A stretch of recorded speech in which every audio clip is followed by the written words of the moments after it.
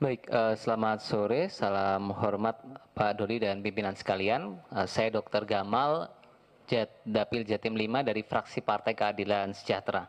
Ada 3 poin yang mohon izin saya sampaikan pada kesempatan yang mulia hari ini. Pertama, terkait ada dampak fungsi legislasi dengan tingkat kepercayaan publik pada DPR. Jadi saya coba lihat laporan dari Litbang Kompas ya, survei selama 5 tahun terakhir. Ada temuan yang menarik ya. Jadi setelah revisi Undang-Undang KPK, kepercayaan publik pada DPR itu berada pada titik nadirnya di angka 38,8%. Lalu kita sempat naik lagi, kemudian angkanya turun lagi ketika Undang-Undang Cipta Kerja disahkan menjadi 50,5% ya. Dan hari ini kita punya kick off yang saya kira cukup baik pimpinan ya. Jadi 5 tahun lalu kepercayaan publik pada DPR itu ketika mulai di angka 38 dan sekarang kita mulai dengan 58,2%. Artinya saya pikir undang-undang yang problematik itu punya dampak katastrofik pada kepercayaan publik kepada DPR. Dan hal ini tidak boleh kita pandang sebelah mata. Kenapa?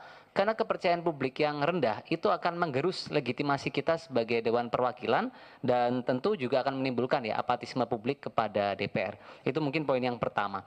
Ketika kita bicara evaluasi, kita bisa bicara kualitas, kuantitas ya. Kita bicara kualitas, kita bicara substansi dan proses ya. Yang kedua saya mau highlight adalah soal proses legislasi kita. Jadi data dari Indonesia Parliamentary Center yang mungkin nanti bisa menjadi otokritik buat kita ke depan ya.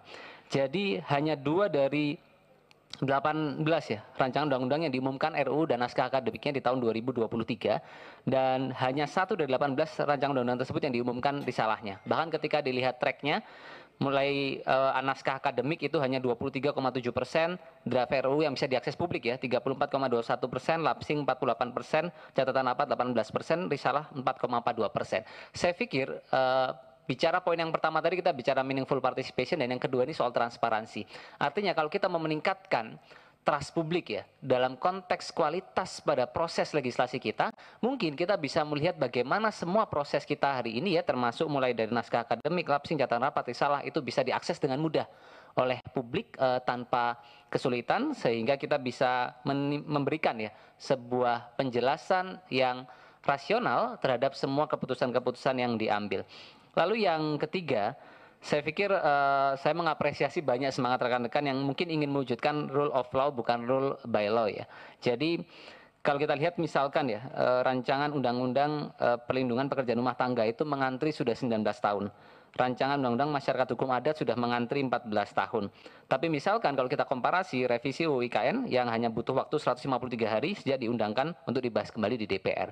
Nah mungkin semangat yang kita rasakan hari ini ya. Komitmen yang kita bangun bersama hari ini untuk menjadi rule of law bukan rule by law itu terdengar mudah ketika kita ucapkan sekarang. Tapi mungkin ketika dinamika-dinamika itu muncul di hari-hari mendatang ya, saya pikir kita bisa mengingat komitmen ya yang kita mulai hari ini dalam mewujudkan transparansi dan meaningful participation. Kesepian tanpa kekasih cukup sekian dan terima kasih. Wassalamualaikum warahmatullahi wabarakatuh. Assalamualaikum warahmatullahi wabarakatuh. Ada pantun juga di Jawa Timur ya.